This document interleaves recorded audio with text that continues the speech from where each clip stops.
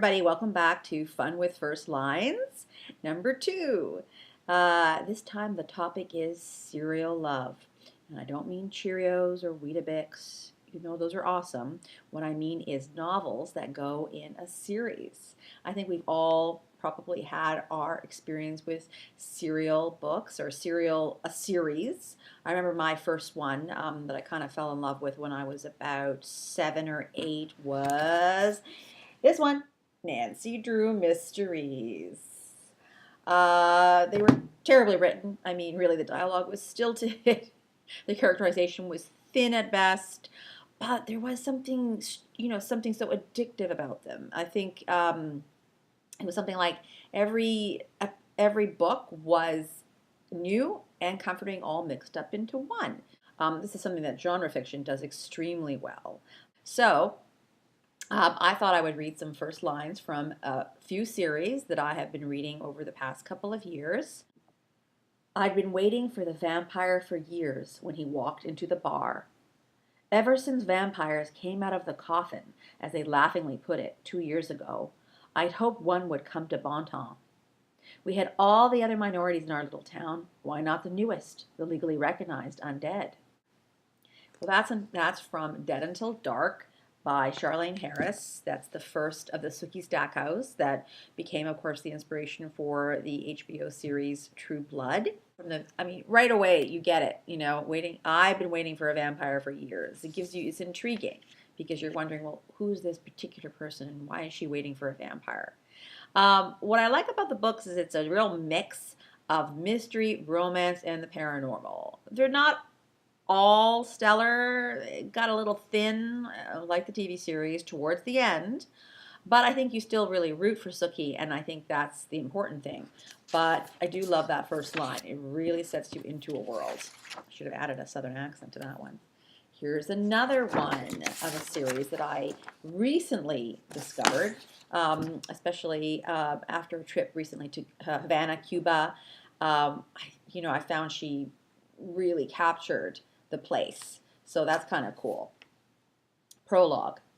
Ricky Ramirez's parents stood on the other side of the door, speaking in hushed tones with the doctors. His grandmother's hand felt like wishbones in his small one. His eyes were still closed, and she breathed shallowly. The hospital room smelled of tobacco and anise mixed with sweat. He was surprised more than frightened when she suddenly sat up and grabbed his head towards her by the ears. She tugged so hard it brought fresh tears to his 9-year-old eyes. "The dead will come," she rasped. "My gift to you as the eldest child." Now, I don't really want to do a book review, but I am anyway. This is from The Beggar's Opera, Book 1 in an Inspector Ramirez novel by Peggy Blair, who happens to be Canadian, former lawyer from Ottawa, who went to Havana and discovered an amazing world there and basically placed her books there partially and then other parts in Ottawa, which I think is kind of the weak point about this series. Her character Ramirez and the coroner Hector are kind of amazing characters. And then there's another one, Maria, who's a transgendered woman. She's really created some amazing characters. Her Canadian characters are not as rich. Her secondary characters are kind of thin. Lastly, the screw through Cinder's ankle had rusted, the engraved cross marks worn to a mangled circle.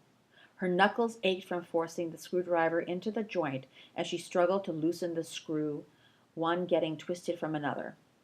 By the time it was extracted far enough for her to wrench free with her prosthetic steel hand, the hairline threads had been stripped clean. Tossing the screwdriver onto the table, Cinder gripped her heel and yanked the foot from its socket. A spark singed her fingertips, and she jerked away, leaving the foot to dangle from a tangle of red and yellow wires. That's from Cinder, which is book 1 of the Lunar Chronicles by Marissa Meyer. Now, technically, this is a YA book, but I also loved how she took a interesting sci-fi view of fairy tales, which I think, that's one of your first forays into loving books, and that's something that I can't resist. Just can't resist anything based on a fairy tale. And the story of Cinderella told, of somebody who's a cyborg, pretty cool. In a dystopian time frame, but not as depressing. Not a depressing dystopia, exactly. That's it for Serial Love, Fun with First Lines. Check out my blog at pithySite.wordpress.com for more.